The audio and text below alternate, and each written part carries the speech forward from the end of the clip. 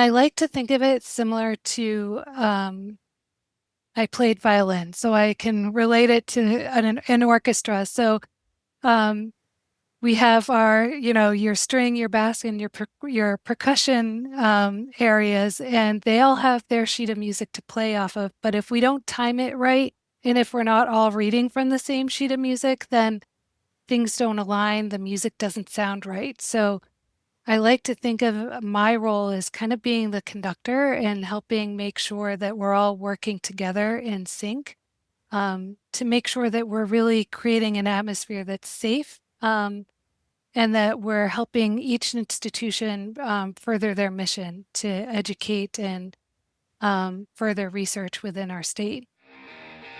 This is Facility Rockstars, the podcast that celebrates the unsung heroes of our daily lives, facility professionals.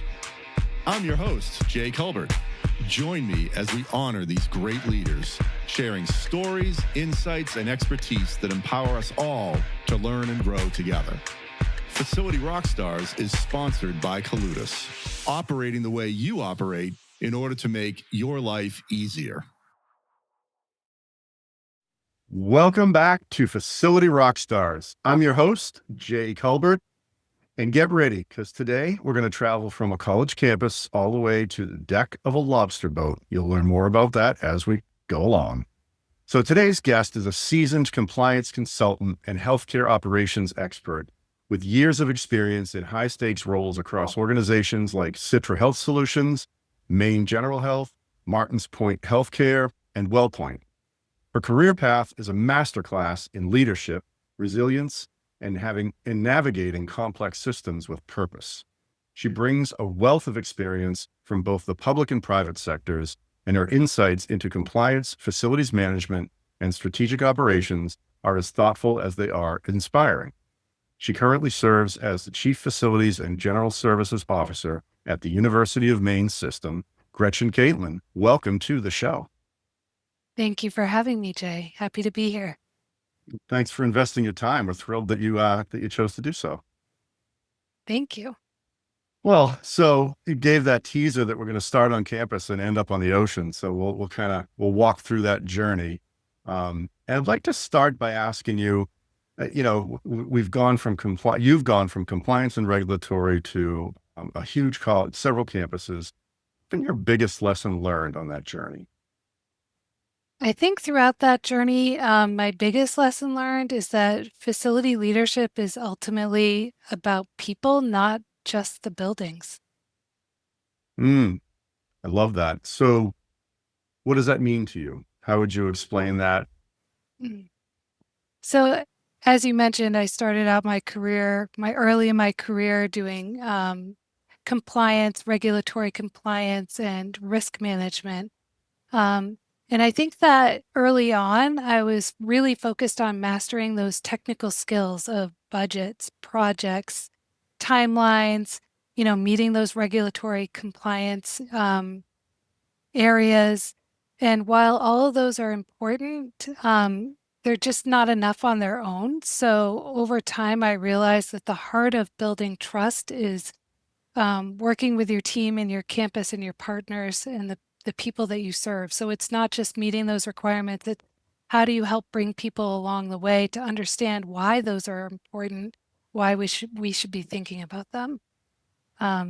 So it's a lot of shifting from just being technical to helping build relationships. Now you have a very large responsibility, like we just noted in the intro. So can you give us some examples of how you're actually doing that and how you're getting your team to enroll in this thought process as well, or this culture maybe? Yeah, that's a great question. Thank you. So as you mentioned, we're a large public institution in the state of Maine. So we have 7 campuses with over 9 million square feet to manage. And reporting up to me, I have facility directors on each campus that have a dotted line relationship to me, as well as I oversee risk management and safety, strategic procurement, integrated work management, and capital planning and project management. So that all sounds like a lot, and each one of those are different departments that have their own strategic objectives. And I like to think of it similar to I played violin, so I can relate it to an orchestra. So um, we have our, your string, your bass, and your percussion areas, and they all have their sheet of music to play off of. But if we don't time it right, and if we're not all reading from the same sheet of music, then things don't align. The music doesn't sound right. So I like to think of my role as kind of being the conductor and helping make sure that we're all working together in sync, to make sure that we're really creating an atmosphere that's safe, and that we're helping each institution further their mission to educate and further research within our state. I love your example, by the way. Did you Thank you. say I played violin or do you still play violin? I used to play. I haven't picked it up in several years, but once I have a free moment, I'll probably pick it up again. I do have it in my case behind me, Good for you. collecting dust right now. Right. So I'd like to ask then, like, let's stay on that for a second, because Yeah, what's coming to mind for me is how do you write that sheet of music for what you do? Right. And what are maybe some examples of, I don't know, tactics or systems you've put in place that work as a sheet of music? sure. So I think our board of trustees has done a great job. We actually recently, within the last couple of years, put together a comprehensive strategic plan that really guides what we should be focused on.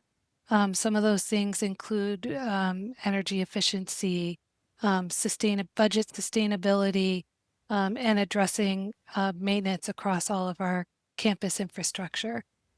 So to make that happen and to make sure that we're all collaborating with each other and working together, as opposed to each working separately, we do have regular meetings to go over what we're working on, to make sure that we're supporting each other as a team, because really we provide a service to every campus and each institution. We don't generally generate revenue, but we help enable people to generate revenue to because our facilities ultimately impact recruitment, they impact um, staff, faculty and staff, as well as, educate the educational environment.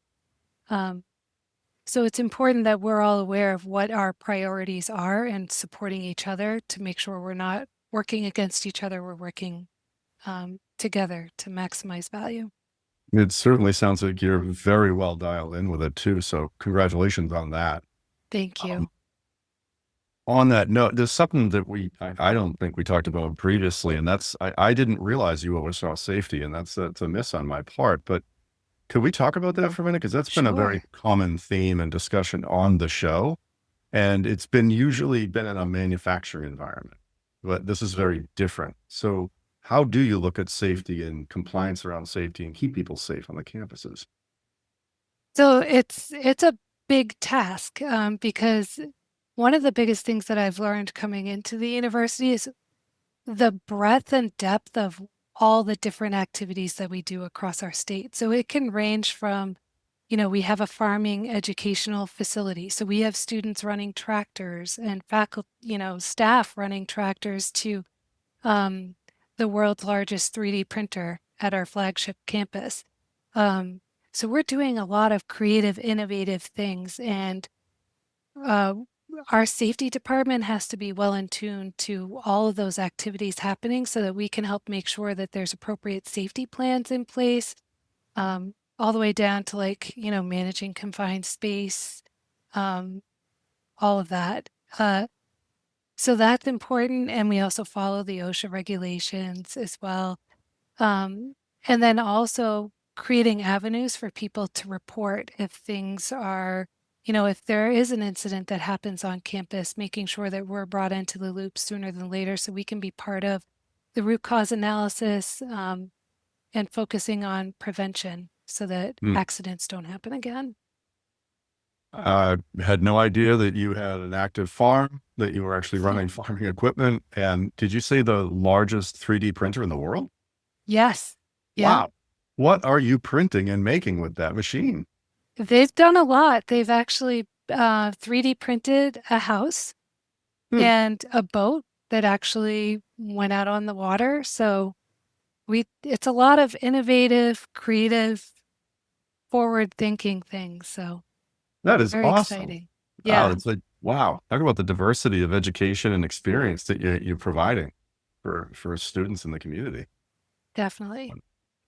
Um, Good run through on safety, Gretchen. Thank you. And I want to jump back to the whole 7 campuses, 9 million square feet, and maybe flip it to, you are very much dialed in. And Mhm. what are some of the challenges you're facing? I'm sure some of the listeners would like to know, okay, this occurred because nothing's perfect, of course, and how you managed through that. Yeah, so I think there's a big challenge that's not unique to the University of Maine system. It's actually a challenge that's throughout higher ed institutions throughout the United States, and that's addressing deferred maintenance. Because as budgets get tight, oftentimes projects pick you, you don't pick them. For example, I remember when I first started at the university, I think within the first week, one of our student centers in one of our large campuses based in Portland had a water pipe burst within the student center that was right in the middle of the bookstore, you know, um, Of course, academic very affair strategically offices. placed. Yes, always. They always happen, sometimes in the busiest place. So I think that's one of the biggest challenges that we face is, oftentimes when the projects pick you, it means that you're putting off another project that could address preventative maintenance. Um, and so that is one of our biggest challenges, and we're trying to think of creative solutions to kind of to help address that and get ahead of it. And that can be challenging, especially with, budgets are really tight right now. Funding isn't the same level that we would hope it would be, and enrollment can be a challenge as well. So we're trying to really think of actively find creative solutions to help address deferred maintenance. Couple questions following up on what you just shared, but are there any solutions that come to mind that the team may have already started upon, or any best practices, maybe just to start the process of creating something? Yeah. So we're looking at different things. We're working with our board to come up with a plan to right size our footprint and demo some buildings, but coming up with a proposed funding strategy for that. But also our Farmington campus, the University of Maine at Farmington, is a great example of a recent accomplishment where we actually worked with them to enter into an energy savings contract. They call them ESCO projects, um, which is a unique strategy. And it's the first time that we've done that within the University of Maine system. Essentially, what we do is we partner with a company, and it flips the traditional capital project funding on its head, really. So traditionally, if we had a capital project to address deferred maintenance, the university would have to find the capital funding for that. Um, we would either have to increase our debt capacity, things like that, and that's challenging when funding is scarce. So the energy savings company thought process is you enter into a contract with this company.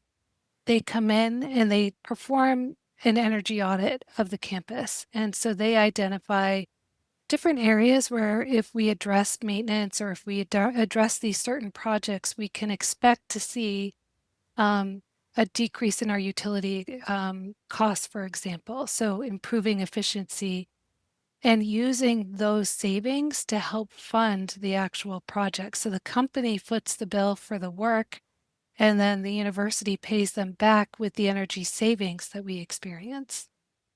Brilliant. That's Yeah. brilliant. How did you get going with this? Who discovered it? How could others maybe do the same thing or something similar? What would your advice be? So kudos to our strategic procurement department. They really helped get the ball rolling with this. I don't think it's something that's new, but perhaps it's new in the higher ed sphere.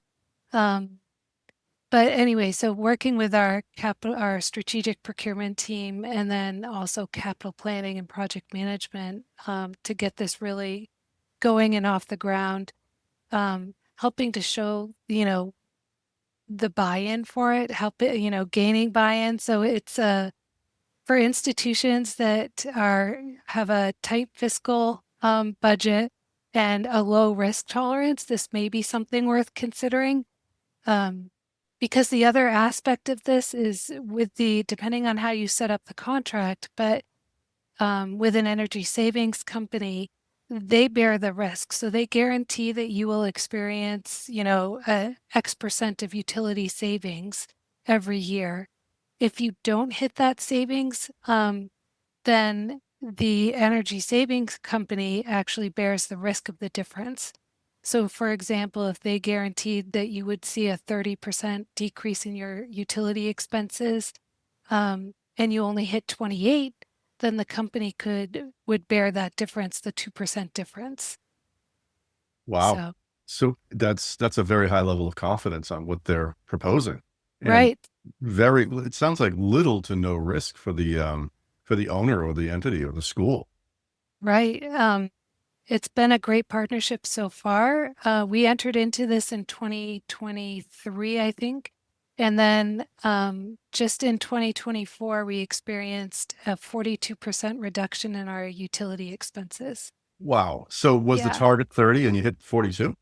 I don't remember exactly what the target is, but we definitely hit the target or exceeded it. So that was great. It addressed a lot of deferred maintenance projects that we otherwise wouldn't be able to accomplish, Hmm. um, including like implementing a new biomass boiler. Um, so improving our sustainability. It included LED lighting throughout strategic buildings, mechanical insulation, things like that. So a great initiative. Excellent. Excellent. Thank you for sharing that. I don't think this has ever come up on the show before. So that's great. Great Awesome. example right there. I don't think I've asked you this before either. Like the 7 campuses, 9 million square feet. How do you, I know you talked about the dotted line, direct line reporting, but how often do you find yourself and your team physically getting together versus virtual, and how much travel's involved with all that? How do you manage all of that? Yeah, that's a great question. So I do have a regular check-in with all the facility directors across each campus. I meet one-on-one with them individually at least once a month. Um, every other week, so twice a month, we get all the facility directors together for a virtual meeting. We meet at 7 in the morning because facility directors like to start their day early. Um, and so that's been a great opportunity for us to really share best practices across each of our campuses, which didn't always happen before. Um, and so they're actually sharing ideas, sharing resources, even. For example, um, one of our campuses had an extra side by side machine that they were using to help plow sidewalks. They didn't need it anymore. So one of our other campuses went up to Fort Kent and picked it up and started Hmm. using it. So it's, that kind of sharing it's creating fiscal responsibility, but it's allowing them to collaborate more too, which is great. Sure. Sure. It's very good because I think like you brought up the sustainability and the energy savings idea. And I think people listening, like they can grab onto that and then ask you again, Gretchen, are there any other, like, and maybe the audience can contact you after if you guys are Mm. stuck on something, any other challenges you can think of with the campus as a whole, your team? I get it, the finance and what'd you say, projects pick you, you don't pick them, right? Because Right, it'll stuff. right. Any other areas of not struggle, but things you're working on? Yeah. Well, we're working on so many different projects, but to touch on your other question too, I do try to get to each campus regularly, to be on campus to meet with everyone, because I think there's some power in just being present in person as opposed to on Zoom. People Agreed. innately just come in and say, "Hey, have you seen this?" And then we walk and we look at it and come up with a game plan to address it. So I think there's definitely value in that. And I'm working with um, my general services team, so like risk and safety, as well as integrated work management and capital planning, strategic procurement, all of us to get out and show a presence on each of the campuses on a regular basis. It's important for them to know that they're seen and they're important, Mhm. regardless of where they are or what their size is.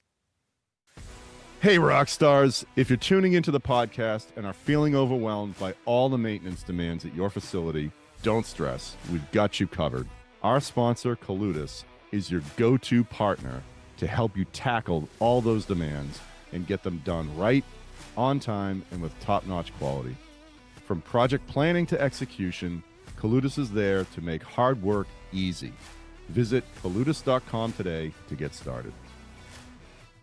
I so agree with that, because what we'll find is, like, on a Zoom or Teams or whatever platform that you might use, when you click end, that meeting's over. You're not talking to that group anymore. You could call them, Right. sure, but in the hallway, you might say, "Hey, I forgot to ask you this." And ideas and things get created just on the fly sometimes. At least that's been my experience when it's Definitely. face to face, right? Call it crew Yeah. talk, call it what you will, but yeah, a little more collaboration when it's face to face. hmm I think the other challenge that we're trying to work on is just building out some standard operating procedures Mm. so that we're providing consistent, um, timely service to our campuses. And to help with that, we've leveraged AI to help us with that, to work smarter, not harder. And that's been a great experience too. Well, you just led me to my next question. So AI, and we were chatting right before we got on the show here, right? And talking about how I believe you shared that your background image here was built with AI. And I asked, well, whoa, how often are you using it? I think you said quite a bit. So love to hear how you're using it, why you're using it, and Mm. especially in facilities and all the other roles, hats you wear. How are you leveraging it? That's a great question. So, this is a great example. I took a picture of our Fogler library, which is based on in Orono, and used AI to put the overlay with our logo and department on it. That was, I used ChatGPT for that. It came back really quick. It depends on, we're learning how to use appropriate prompts to get what you want out of it. Um, but we're also using it, there's some good research that can be done through using this. So for example, we talked about different possible funding models, or sometimes we may wonder, like we're working on updating a policy. How do other institutions, what are their policies like? And instead of taking the time to actually go out and look at each different university's website, pull down their policy, we found there's a deep research mode in ChatGPT that has been really helpful. There's also one in the Google AI. So Gemini has another, they have a deep research model too that helps with that. Um, we've used it to help gather data, and sometimes from, just to reinforce why a project may make sense if we're presenting a project to the board. Um, Having some real-time data to support that, it helps solidify your message, but it makes that research so much quicker and easier. Some people have questioned, well, how do you know if it's valid or not? So there are different prompts that you can use to ensure that you're getting valid data. Sometimes I'll leverage one model against another.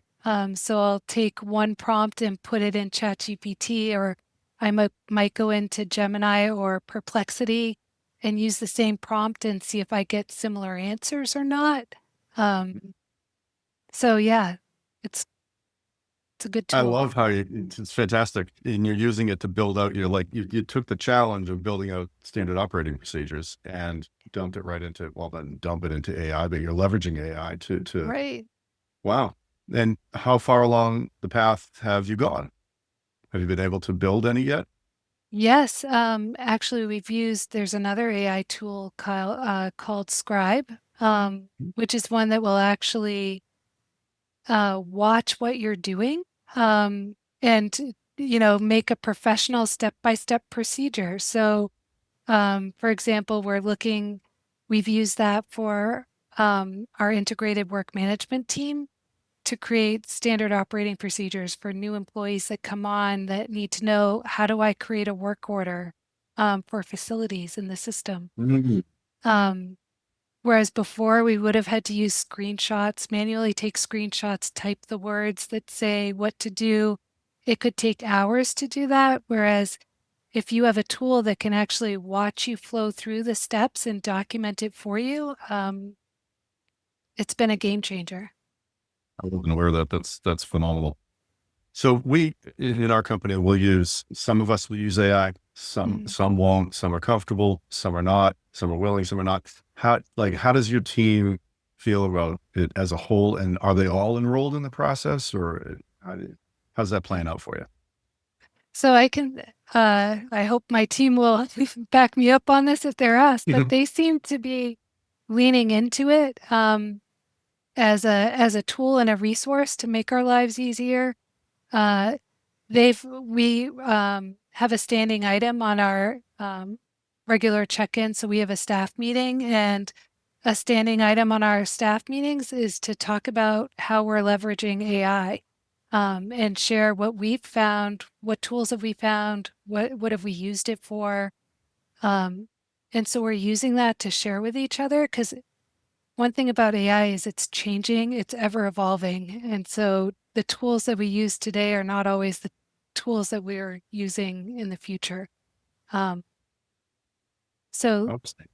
they have reported we're trying to lead by example and set the example for our teams as well. So their direct reports, some are a little more hesitant to buy into it. There's that, it's a change, right? And how do we trust it? Is it trustworthy? So we're really trying to help build more confidence in it. And I think by testing it, like we talked about before, even using one model against another to see if you get different answers, things like that. Cool. Well, you again, I'm going to say you sound like you are you're obviously very dialed in, Gretchen, and it's Uh, impressive to see how you've harnessed all of this square footage, all of these people, all of these buildings, right? Any other nuggets about the school at all that you'd like to share? Because I'm going to ask you about lobsters in a short time here, but I don't want to miss an opportunity to maybe showcase some more things about the school or challenges or successes you're experiencing with your team. yeah, I think we just have a really amazing team. So I sound dialed in, but that's because my team makes it so easy to feel excited. No day is the same. You can go into your day and have a set game plan and things change, but we really work well together and support each other. So it makes it easy to be engaged and get excited about what we do. And when you think about all of the amazing things that we do across the institution, from, the University of Southern Maine all the way up to Fort Kent and their forestry program, it's just amazing. I continue to learn something new every day, and I think that's what keeps me going. Kudos to you. Sounds like an amazing culture. Thank you. I selfishly want to ask a bit about the forestry and the farming. Can you talk about that? Like, I'm sure people listening would love to hear a bit more about that too, because not every school can say that. Very few Yeah. can say that. So we have a broad breadth of educational programs. So for the forestry program, Fort Kent is not the only university that has it, but I was just talking with their president earlier today about their forestry program. So it's fresh in mind. They will go out and they're doing, special research on, I think it was ash trees. There's a particular tree that they were doing research on to try to evaluate it to see, I you may need to scratch this, but um, just they do research on the particular trees, the particular foliage. I remember having a request from a particular faculty member that was using, we have a weapons policy, and he wanted to use a gun to shoot down leaves from the top of a tree so that he could analyze them and study them. And Hmm. so we had to go through a special risk process to evaluate that and allow him to find a way to get to yes to be able to do that. But yeah, ranging that from that to our Witter farm at our Orono campus just went through a major capital project. So we now have a state-of-the-art milking facility um, where they're doing research there to, I'm not exactly sure what exactly they're looking at for the milking, but they have the facility that enables them to do it now, which is great. Congratulations. Thank you Thanks. for expanding on that a bit. So interesting. So very interesting. Um, we just learned a ton from you. And I'd like to ask you now, because you have a very interesting other side of you too, outside of the school, right? Maybe Hmm. tell us a little bit about your journey, Gretchen. Like, maybe how did you get here to the university? What got you there? Why did you choose this? Yeah. Anything else you'd like to share? So I'm a lifelong learner, and to how I ended up at the university from healthcare to higher education. It doesn't sound like it makes a lot of sense, but um, I branched out. So I was in regulatory compliance and safety from the healthcare perspective. And then I shifted into overseeing risk and safety for the university. And I liken it to I went from working with a lot of doctors to help them enable them to do the research that they wanted to do, to shifting that focus to a higher ed perspective. So different kinds of doctors. Mhm. Um, Yeah. and then that really tied in well with overseeing our overall portfolio, facilities, general services, all of that. So I was able to move up in my position through the great leadership that set me up for that. So I appreciate the mentors that supported that.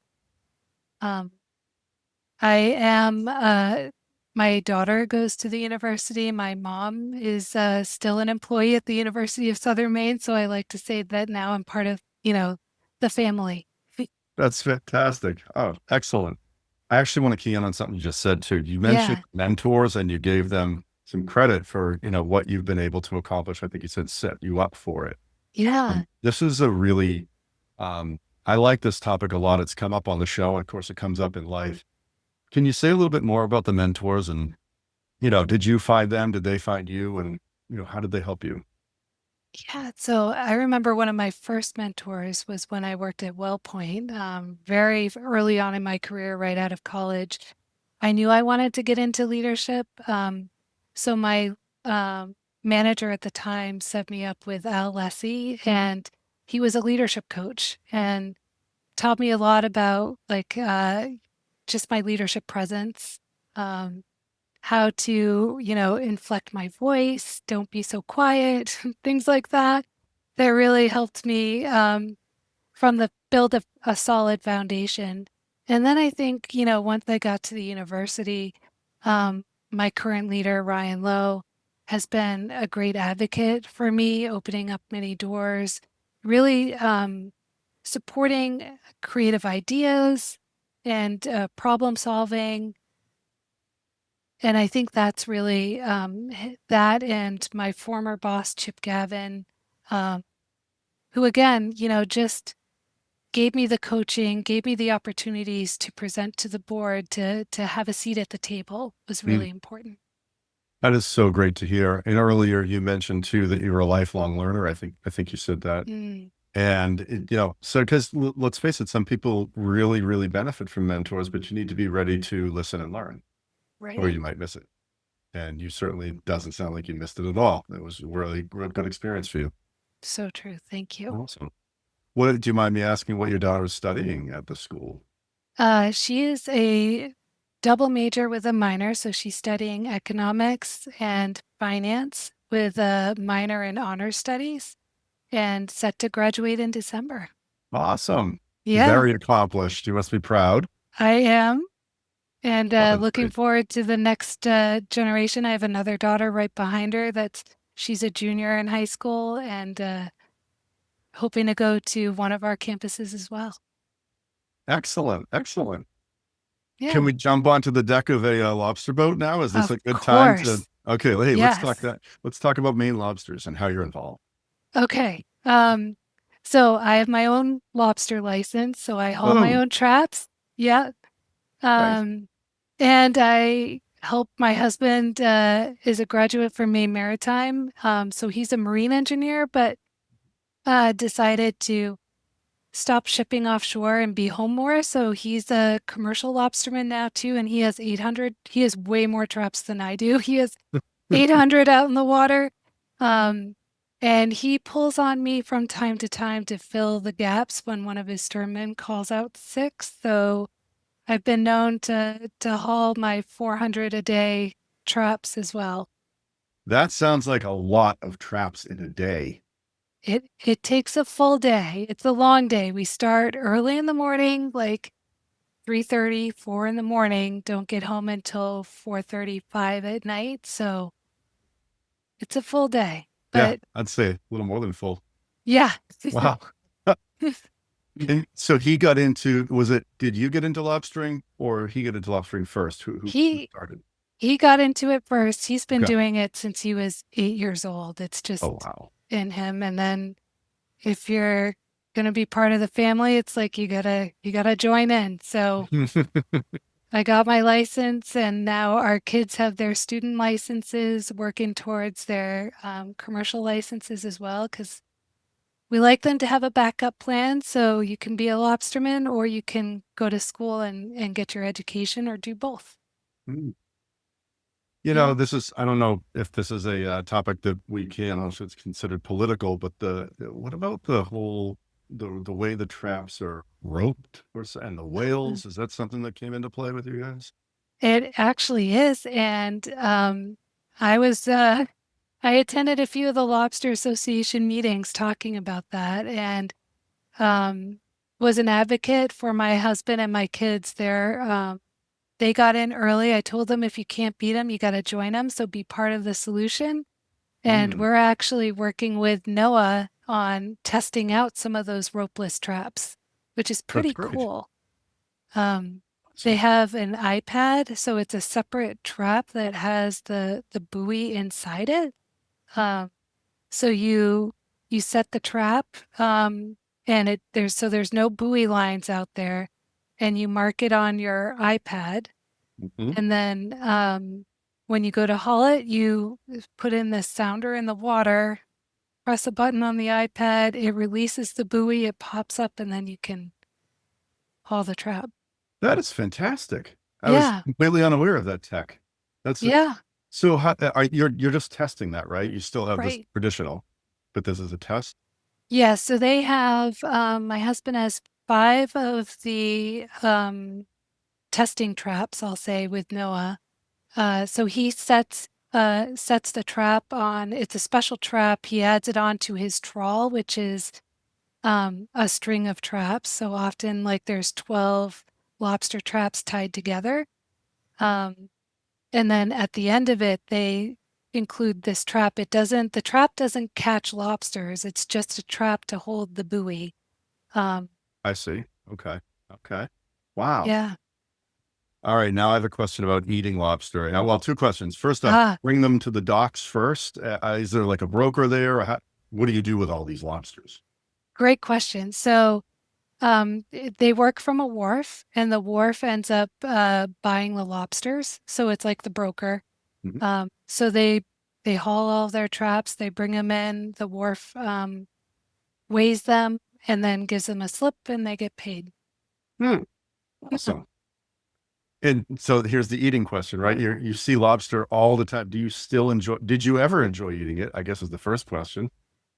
Yes, and Okay. I never get sick of it.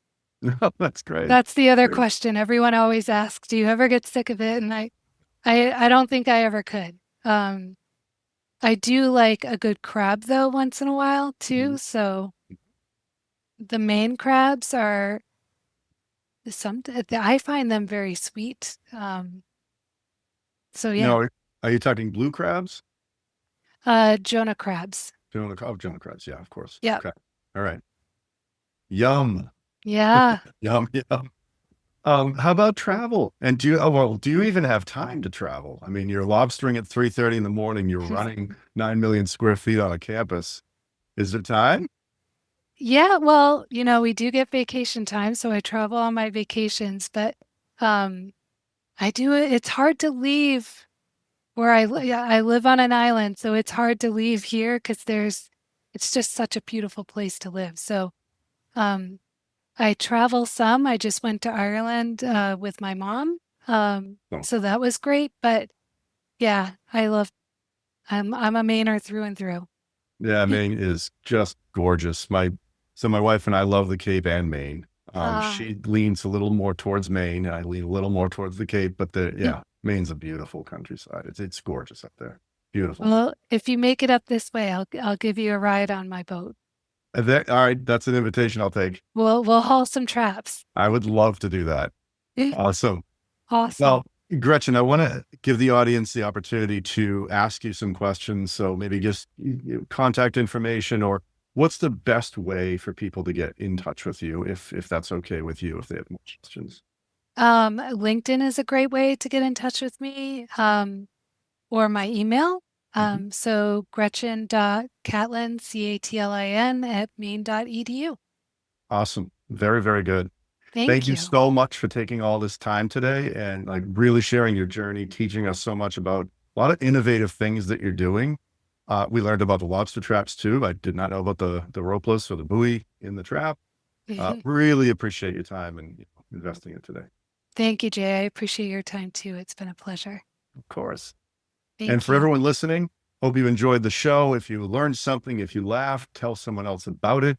And this was just an awesome episode. So until next time, we'll see everyone next week. It's a wrap.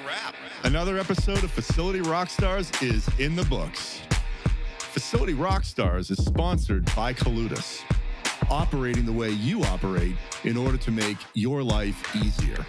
Until next time, facilitate and rock on.